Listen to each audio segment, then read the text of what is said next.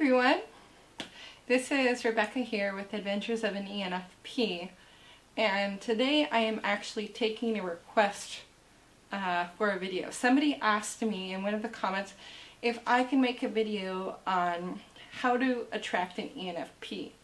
So today I have brought you 7 ways that you can attract an ENFP. I'm not sure this is conclusive for all ENFPs, but this is mainly like true from my experience and true for a lot of the other ENFPs that I know. So bear with me here. I think there's at least a couple good points on this list. So number 1 way to attract an ENFP, have emotional depth. We love exploring ideas. We love exploring people. Just people fascinate us, like their emotions. Why do they do things the way they are? Like I can just spend hours watching a movie and then talking about it afterwards, like why did the character did this? Or what would have happened if the character would have done this other thing? Like I just love exploring other people's emotions. And I think I'm attracted to other people that are fascinated by people as well, and just have emotional depth and can talk about the silly weird stuff, but they can also talk about the deep philosophical questions of life. Point number 2 of how to attract an ENFP is help them make plans. ENFPs, like, I can be a really good planner if I need to be. Like, if I'm in my job and I need to plan things, I can totally do that. But it's hard for me and it's kind of exhausting for me. So sometimes, like, in my personal life, I don't really like planning things. I feel like an ENFP in their natural habitat is just like skipping through a field of flowers, like just kind of having fun. I don't like to be the one to look for the directions. I don't like to be the one to make the plans unless I really need to. So when somebody else like kind of steps up and they're like naturally like a J or very good at planning, like that works really well with me. I can always step up to do that, but I don't necessarily enjoy that role. So like be somebody that's good at making plans, and if you can like help an ENFP, if you see them like if they have an idea and you can help them make plans or take steps that will make their life easier or bring one of their ideas to life, that is one of the best ways that you can get their attention and really show them like, I really care about you. I'm really here for you. I want to be in your life. Yeah, so that's point number 2. Help them with plans. Point number 3, be their bulldog. As much as sometimes I can like put on a tough exterior and be mean. No, I don't even have a tough exterior. Like what are we talking about? I'm lying to myself. I think ENFPs are really can be kind of fragile feelings wise. For me, I'm easily hurt. I'm very vulnerable to criticism. I don't take it well as much as I try and like teach myself to do it. And I think I can be somebody that people prey upon or like to take advantage of. Because I'm an ENFP and I'm a 2 and I like helping people, and sometimes I don't know how to say no to people. So other people with bad intentions can really prey upon me. And sometimes I need other people in my life to kind of be my bulldog and to tell me like, no, they can't treat you like that, and to just kind of stand up for me on my behalf.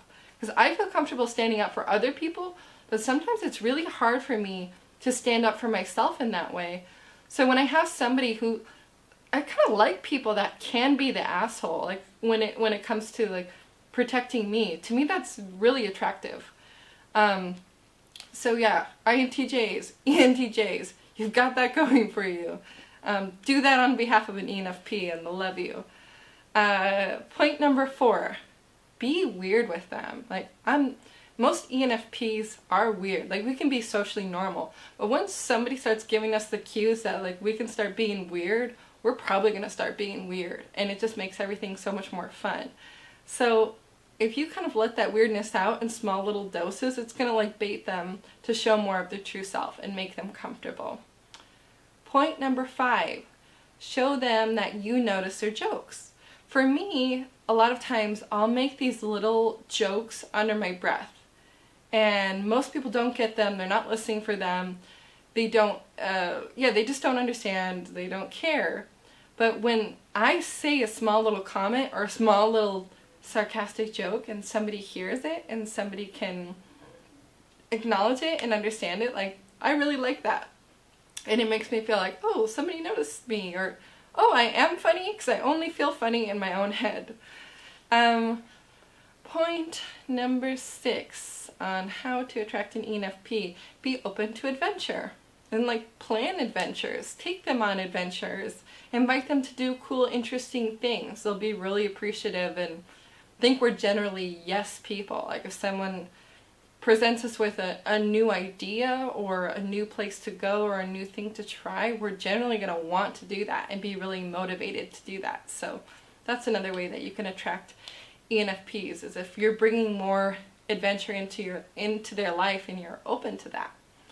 And my final point on how to be not how to be an ENFP, how to attract an ENFP is to just be yourself.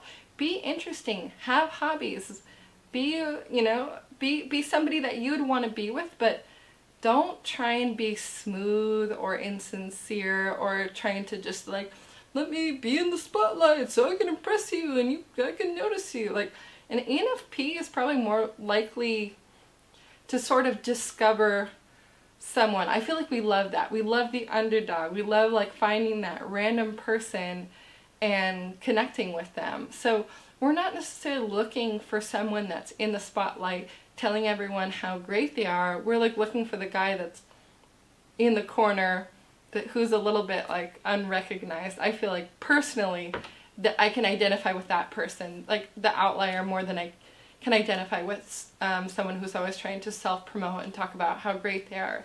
Like, to me, that's actually repulsive. So yeah, this is my list, 7 ways to attract an ENFP. Hope it helps as you all are trying to be friends with ENFPs and maybe snag one romantically. Bye guys!